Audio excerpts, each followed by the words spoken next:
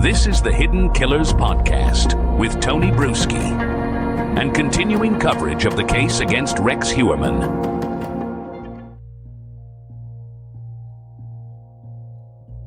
It's a strange thing, the power of a tattoo. A tiny piece of ink meant to represent some little moment of rebellion, affection, or a nickname from your past. Usually it's something simple, forgettable even, but sometimes it becomes everything. Sometimes that little mark is the only clue left behind, the last piece of evidence whispering, "This was me. I was here." For nearly 3 decades, investigators in Nassau County, New York, only had a single detail to identify the woman whose torso was found stuffed into a plastic tub back in the summer of 1997. It wasn't her name or even her fingerprints. It was a small tattoo of a peach. For years, everyone, from seasoned detectives to amateur online sleuths, knew her simply as Peaches. It was the nickname investigators used out of necessity, a placeholder that unintentionally became permanent. Peaches had no known past, no grieving family members publicly searching for her, no missing persons poster with her smiling face to jog someone's memory. Just that tattoo, a quiet symbol that stubbornly insisted she was real and mattered. But this spring, after years of haunting anonymity, Peaches finally got her real name back. Nassau County Police, working closely with the FBI, officially identified her as Tanya Denise Jackson. Tanya wasn't just a Jane Doe, she was a 26-year-old mother, a former U.S. Army veteran, and she was from Alabama originally. Investigators didn't stop there.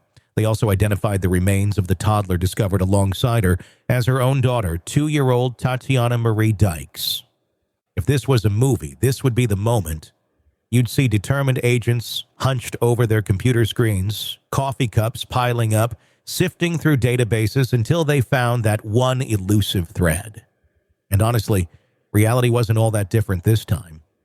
The breakthrough came from the kind of advanced forensic genealogy that makes your head spin, using DNA recovered from Tanya's remains and cross-referencing it through ancestry databases.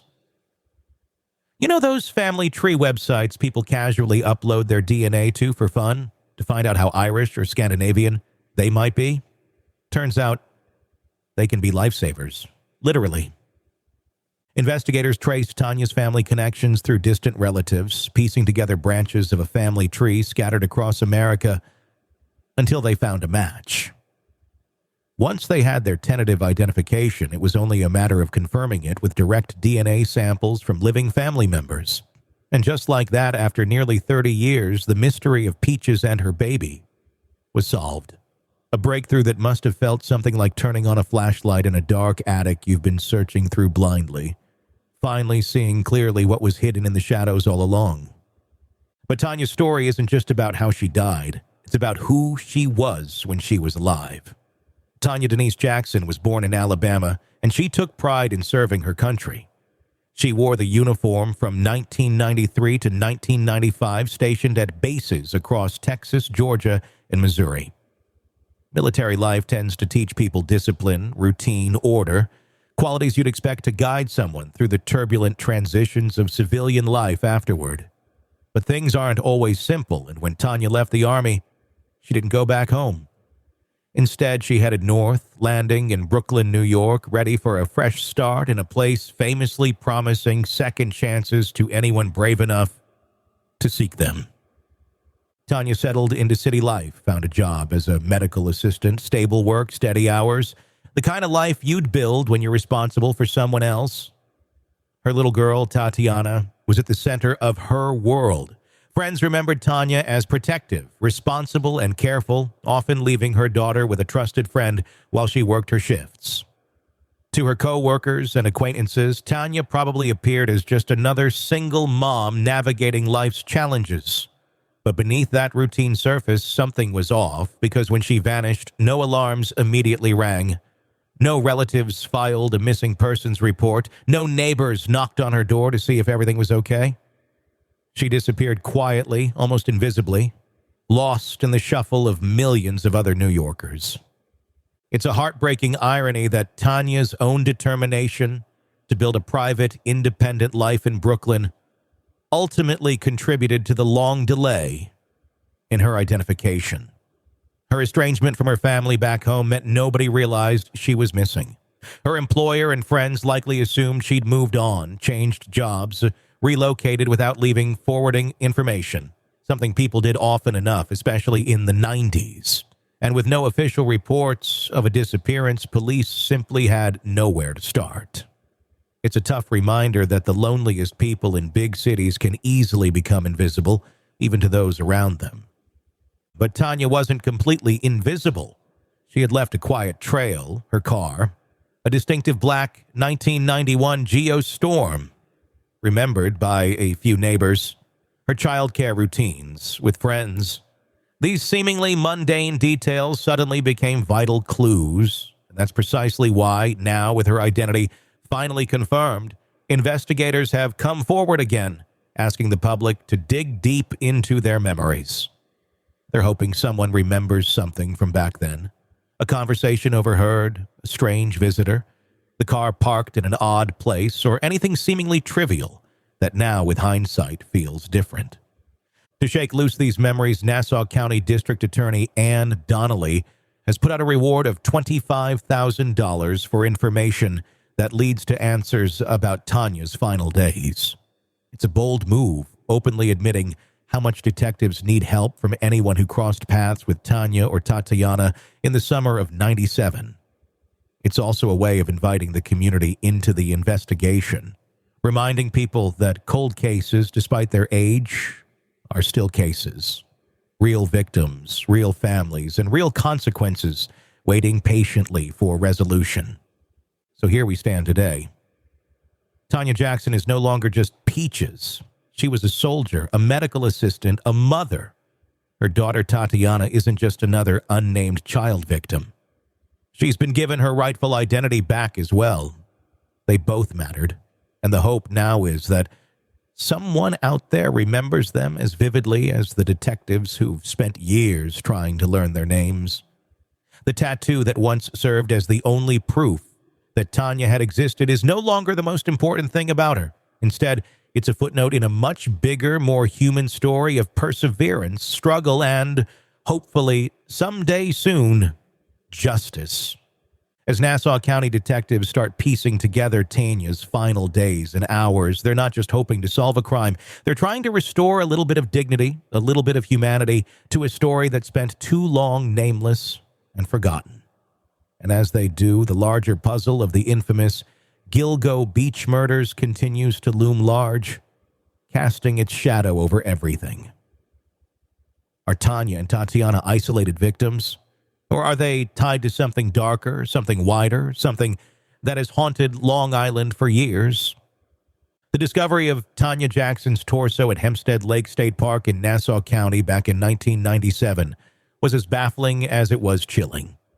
A dismembered torso hidden in a plastic tub, no identification, no immediate clues, no apparent witnesses.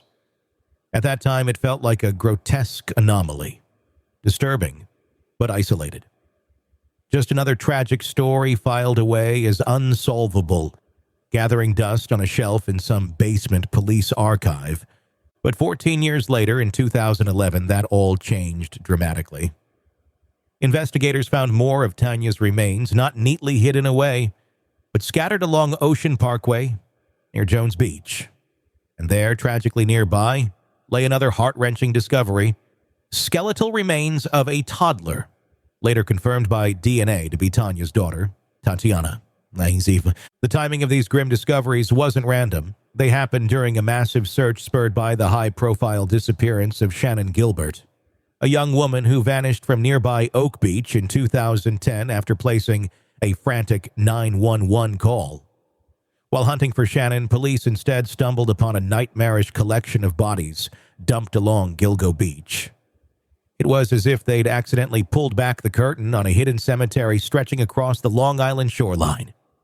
Immediately, Tanya and Tatiana's case got swept into the broader, sensationalized coverage of the Gilgo Beach murders. Newspapers ran maps dotted with chilling little markers. Television specials wondered aloud about a single monstrous killer roaming Long Island, and amateur detectives online eagerly pieced together theories linking all these victims together. But beneath the surface, investigators quickly realized something didn't quite match up. While Tanya's remains were indeed found close enough to the Gilgo victims to raise suspicion, significant differences emerged that complicated any direct connection. Unlike most of the Gilgo Beach victims, who were typically found intact, Tanya's remains had been dismembered. This fact alone raised serious doubts in investigators' minds. Different killers often have distinct ways they operate, almost like personal signatures. Dismemberment suggested a distinct and different kind of perpetrator from the one responsible for victims such as Melissa Barthelemy or Amber Costello, women whose intact bodies had also been found along the same stretch. The circumstances around Tatiana's discovery also stood apart starkly. Among all the tragic stories unearthed along Ocean Parkway, Tatiana's presence was uniquely horrifying. She was the only child found among victims who otherwise fit a relatively similar profile, typically younger adult women, often involved in sex work. Tatiana's inclusion drastically altered the assumed victim profile, raising troubling questions. Did it imply something different about the motives or methods behind her and Tanya's deaths? Did it point to a separate tragedy altogether, one simply hidden in the same convenient dumping grounds?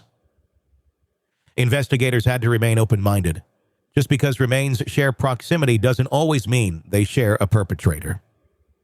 In the years since the 2011 discoveries, forensic technology and investigative methods have improved drastically. Genetic genealogy, which led to Tanya and Tatiana's identification, has also successfully identified other Gilgo victims. Yet, despite these shared investigative techniques and their proximity to the infamous Gilgo Beach crime scenes, Nassau County authorities have consistently emphasized there is currently no direct forensic or circumstantial evidence linking Tanya and Tatiana to the crimes Rex Heuermann stands accused of committing. This careful, deliberate distinction has been repeated clearly by Nassau County officials, not out of caution alone, but out of respect for evidence-based investigation. Detectives and prosecutors are acutely aware of the dangers of rushing to conclusions based solely on geography or timing. While the public might understandably crave a unified, satisfying narrative, a single villain responsible for every body found along Ocean Parkway, investigators know real life rarely aligns so neatly. Moreover, there's a tactical reason for this caution. Blurring lines prematurely risks damaging ongoing investigations into both Tanya's case and the Gilgo Beach murders at large. Law enforcement has a responsibility to follow facts, even when those facts inconveniently disrupt the public's appetite for a clean, singular resolution. Today, as Tanya and Tatiana's case has been newly energized by their identification, investigators remain methodical and cautious. Nassau County Detective Captain Stephen Fitzpatrick has publicly explained the official stance. Their murders are currently being treated as separate cases from the Gilgo Beach serial killings. Detectives remain open to the possibility of connections, of course, but as of now, the evidence simply isn't there to justify merging these investigations. This deliberate separation isn't just procedural, it's vital for preserving the integrity of each individual victim's case. Detectives are aware that prematurely lumping Tanya and Tatiana's deaths in with other Gilgo Beach murders might inadvertently obscure valuable leads unique to their case. Maybe a specific piece of evidence or a particular witness recollection doesn't align with the serial killer theory, but perfectly fits another narrative entirely. Treating Tanya and Tatiana's murders independently allows detectives to fully explore all avenues without bias. From the outside, this cautious separation might seem frustrating, like detectives are holding back. But in reality, it demonstrates their commitment to a genuine, thorough investigation. Each detail matters, and investigators are adamant about following where the evidence actually leads, not where headlines or public opinion might push them. It's important to remember, too, that criminal investigations are fluid. Just because no link currently exists between Tanya's killer and Rex Heuermann or any other known Gilgo suspect doesn't mean one couldn't emerge later should new evidence surface. Investigators know better than most that cold cases have a way of thawing when least expected, often thanks to tips, forensic breakthroughs, or previously overlooked details finally clicking into place. And this is precisely why Nassau County is currently appealing so fervently for public assistance. Detectives openly acknowledge they need help reconstructing Tanya's and Tatiana's final weeks, days, and hours. The tiniest detail might unlock everything. A remembered face, a strange interaction at Tanya's workplace, an unfamiliar car spotted near her apartment. Investigators are urging anyone who remembers anything, even vaguely, to come forward. They know the answers are out there, likely tucked away in someone's memory, waiting to be triggered. This moment where Tanya and Tatiana's identities are newly known represents a critical window. Public interest is high, media coverage is widespread, and memories from 1997 may suddenly return with greater clarity. If there's a moment when a crucial tip might surface, it's likely right now, when the victims' names are finally spoken publicly, their faces finally seen again as real people rather than anonymous, numbered remains. And it's precisely this realness, this restored humanity to Tanya and Tatiana, that makes their case particularly compelling. They're no longer just two anonymous victims mistakenly assumed by many to fit neatly into the Gilgo Beach puzzle. They're individuals whose tragic story demands its own clarity, its own resolution. As authorities push forward, they're keenly aware that the only responsible way to seek justice for Tanya and Tatiana is to carefully separate fact from assumption, evidence from speculation. When Rex Heuermann was arrested in July of 2023, it felt like Long Island itself held its breath. After decades of whispered fears and shadowy suspicions, the specter of the Gilgo Beach killer suddenly had a face, and to the shock of almost everyone, it wasn't a monster lurking in a dark alley, but a respected local architect from Massapequa Park. Heuermann, then 59, was the kind of guy neighbors waved at casually when passing by on quiet suburban streets, never imagining the grim accusations that would later shake their sense of security to the core. By the time authorities brought Heuermann into custody, they'd already built a meticulously detailed case against him. Officially, he faced charges connected to 7 murders spanning a decade, from about 2000 to 2010. Central among these victims were the so-called Gilgo Four: Melissa Barthelemy, Megan Waterman, Amber Costello, and Maureen Brainerd Barnes, young women who had worked as escorts and vanished under eerily similar circumstances. Each had been discovered wrapped in burlap and hidden in brush along Ocean Parkway near Gilgo Beach. Additionally, Heuermann was accused in the deaths of 3 others, including Valerie Mack, whose remains were scattered between Gilgo and Manorville.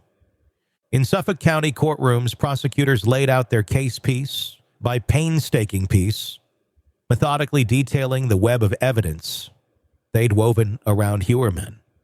At the heart of their argument was a trove of compelling forensic evidence, cell phone records meticulously traced and triangulated to locations connected with both Heuermann and the victims, DNA evidence recovered from hairs and fibers, and unsettling digital breadcrumbs, searches, online activities, and records of burner phones, all allegedly tying Heuermann directly to the victims.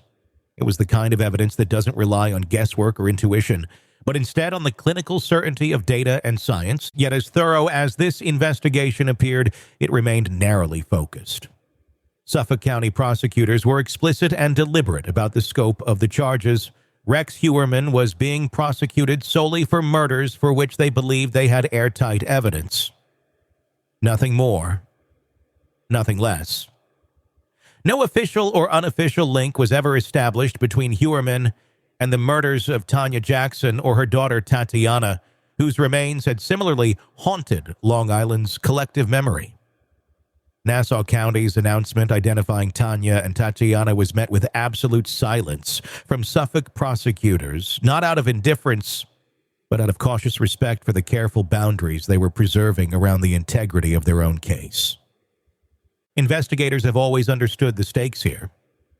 It's tempting, especially given the close proximity of the various remains, to imagine a singular, terrifying figure behind every tragedy that unfolded along Ocean Parkway. But officials know better than to let conjecture or convenience dictate their actions. They're acutely aware that criminal justice is built on facts, not theories or dramatic narratives.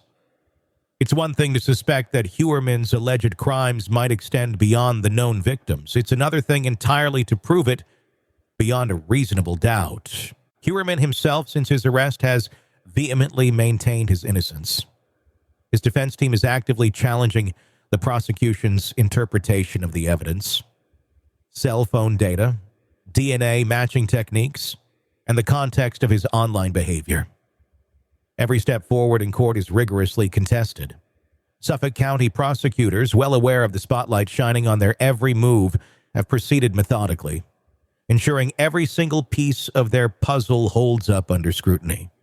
Yet even as Rex Heuermann's case continues its careful, deliberate march through the court system, the wider implications of the Gilgo Beach investigation loom large.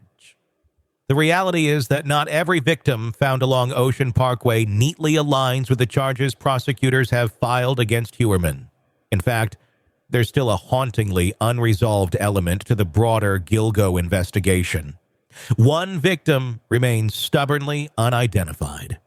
Known officially only as Asian John Doe, this individual's remains were discovered during the same 2011 searches that uncovered so many others. Forensic genetic genealogists, the same experts who finally gave Tanya Jackson and Tatiana their names, are working tirelessly to identify this last unknown victim, hoping to restore dignity and perhaps provide fresh investigative leads. This broader Gilgo investigation is a clear example of multi-agency collaboration at its best. The task force now working these cases isn't just Suffolk counties alone. It brings together Nassau County Police, New York State authorities, and the FBI. Such collaboration has proven instrumental in solving previously unsolvable elements of these cases, from the identification of Karen Vergata, another Gilgo victim identified through DNA, to Tanya and Tatiana's breakthrough. The combination of jurisdictional teamwork and advanced forensic science continues to redefine what's possible in solving cases that once seemed destined to remain permanently cold. But even with these triumphs, there's an uncomfortable truth lingering beneath the surface of the investigation. What if more than one predator used Gilgo Beach and its surrounding areas to conceal their crimes? The very idea is deeply unsettling, but law enforcement officials acknowledge that it remains a legitimate possibility. Gilgo Beach's isolated location, thick brush, and easy access from nearby roadways made it disturbingly ideal as a dumping ground. Investigators, especially now, remain cautious and realistic about the possibility of multiple unrelated offenders, each exploiting the same isolated, desolate stretch of shoreline. It's a troubling possibility that elevates public safety discussions on Long Island to a higher, more urgent level. If multiple killers independently saw this remote stretch of coastline as a safe place to hide their deeds, what does that say about the vulnerabilities in the community's security? The public is understandably uneasy. Arresting Rex Heuermann undoubtedly felt like a victory, finally giving a tangible face to long-held fears. But even amid the relief, questions continue to gnaw at Long Islanders. Could someone else have been operating simultaneously or even separately, using the very same stretch of isolated shoreline to hide their secrets? It's an unsettling thought, one that authorities are forced to grapple with openly and honestly as they pursue every lead, every identification, every opportunity to uncover the full, complicated truth behind the haunting discoveries along Ocean Parkway. Right now, the Gilgo Beach Task Force remains committed to following evidence wherever it leads. Every newly identified victim, every forensic breakthrough, and every public tip moves the investigation forward piece by painstaking piece. But they also understand that each case, each victim is unique. Tanya Jackson and her daughter Tatiana, Karen Vergata, Valerie Mack, and the still unidentified Asian John Doe each have their own stories, their own circumstances, and possibly, tragically, their own individual perpetrators. As Rex Heuermann's prosecution continues, the task force's dual focus remains clear. First, to ensure justice for the victims specifically tied to Heuermann's charges, and second, to methodically and meticulously examine all the other open threads that continue to haunt Gilgo Beach. Each investigative step taken is guided by facts, by the careful accumulation of evidence, and by an unwavering commitment to the truth, no matter how uncomfortable or complicated that truth may ultimately be. Want more on this case and others? Then press subscribe now and don't miss a moment of true crime coverage from Tony Bruschi and the Hidden Killers podcast.